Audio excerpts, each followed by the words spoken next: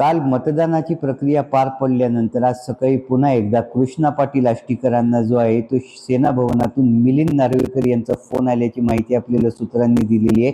ह्याच विषयी बोलण्यासाठी आपल्यासोबत स्वतः कृष्णा पाटील आष्टीकर आहेत. दादा, आज सकाळपासूनच तुम्ही मातोश्रीच्या संपर्कात आहेत. मिलिंद नार्वेकरांचा तुम्हाला कधी फोन आला होता आणि काय बोलणं झाले?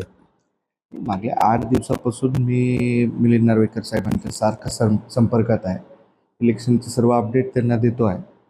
नेते आहेत आमचे, त्याच्यामुळे त्यांच्या संपर्कात असणं हे साहजिक आहे.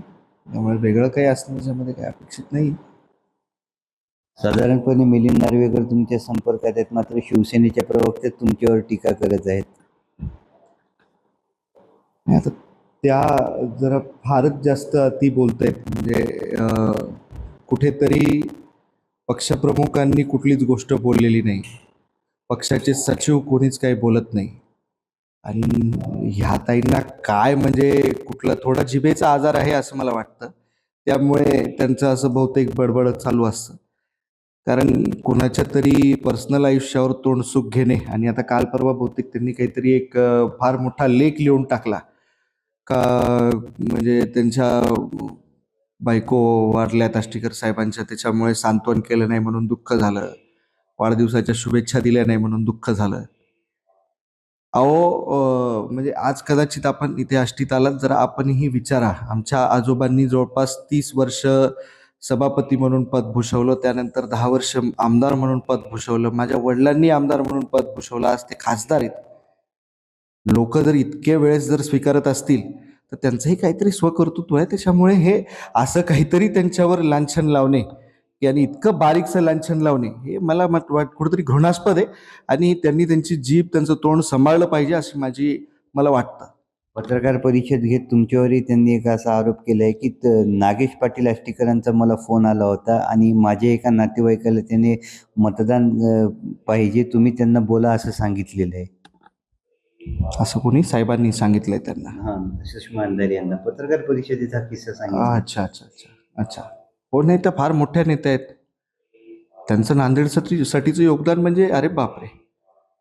ते शंकरराव चव्हाण असतील किंवा म्हणजे जुन्या फळीच्या नेत्यापेक्षा त्यांचं फार मोठं योगदान आहे. सुषमाताई अंधारे हे फार जागतिक नेते आहेत बहुतेक, त्याच्यामुळे त्यांना ते वाटलं असेल. अहो, काय नांदेडसाठी आटापिटा करायला लागलाय, काय प्रचार केलाय, कसं काय केलंय ते माझं माहिती आहे. म्हणजे उगा काही कॉन्फिडन्स नाही आहे, यासाठी फार आधी घासलेली आहे, त्याच्याशिवाय एवढं काही होत नसतं. आणि ताईंना जरा बोलताना भान राहत नाही की आपण कुणाबद्दल बोलतोय, काय बोलतोय, खरंच या गोष्टीचा काय परिणाम होईल. अहो, मी सांगतोय मगासपासून की मी पक्षात आहे म्हणून. आता मला कालपासून आता आमच्या सगळ्या नातेवाईकांचं म्हणायचं सुरू झालं. आता मी ज्या वेळेला भूमिका मांडली माझी, त्यावेळेसपासून मला माझ्या नातेवाईकांचं सुरू झालं, म्हणजे यांच्यासाठी राहायचंय का तुला? ह्या बाईमुळे पक्षाची क्रेडिबिलिटी खराब होतीये. मी तीव्र शब्दामध्ये या सगळ्या गोष्टीचा निषेध करतो. त्यांनी जी काही पोस्ट टाकली, अहो काय काँग्रेसचे लोक मूर्ख आहेत का? त्या लोकांनी व्हीप बजावला माझ्यासाठी.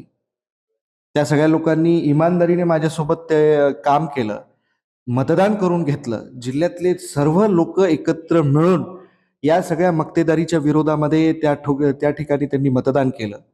म्हणजे ते सगळे मूर्ख. आणि ह्या कुठल्या तरी पुण्यात राहणाऱ्या बाई ह्या काहीतरी आपल्या अश्लाघ्य भाषेमध्ये कोणावर तरी टीका करतात, स्वयंघोषित सगळ्या गोष्टी तिथं मीडियासमोर येऊन बोलतात. हे फार चुकीचं आहे. मला या गोष्टीचं फार दुःख झालं. त्यांनी जे काही बोलले किंवा त्यांच्या पोस्टमधून, त्यांच्या वागण्यातून, त्यांच्या बोलण्यातून, त्यांना स्त्री आहे म्हणून रडून दाखवता येतं, पण भावना प्रत्येकाला असतात हे सुद्धा त्यांनी लक्षात ठेवायला पाहिजे. बरं, ह्या सगळ्या गोष्टी मग तुम्ही आज मिलिंद नार्वेकरांचा जेव्हा फोन आला त्यांना ह्या सगळ्या गोष्टी सांगितल्या आहेत का? नाही, मी हे गोष्टीची खंत ज्या दिवशी त्यांची पोस्ट पहिली पडली ना, त्या दिवशीपासून ही खंत बोलून दाखवली. या बाईला आवरायला पाहिजे, कुठंतरी या बाईमुळे नुकसान होतंय पक्षाचं, हे त्यांनी सुद्धा म्हणजे माझ्या पद्धतीनं मी पक्षापर्यंत हा निरोप पाठवलाय. आता हे कितपत उद्धव साहेबापर्यंत जाते मला माहिती नाही. कालही तुम्ही रात्री प्रसार माध्यमांना मुलाखती दिल्या, त्यात असं बोलले की या बाईच्या बोलण्याचा वीट आलंय. नेमकं काय समजावं याचं? या बंडाशीच कनेक्शन आहे का मग? अहो, या बंडाबद्दल उद्धव साहेबांनी काही प्रतिक्रिया दिली आहे का?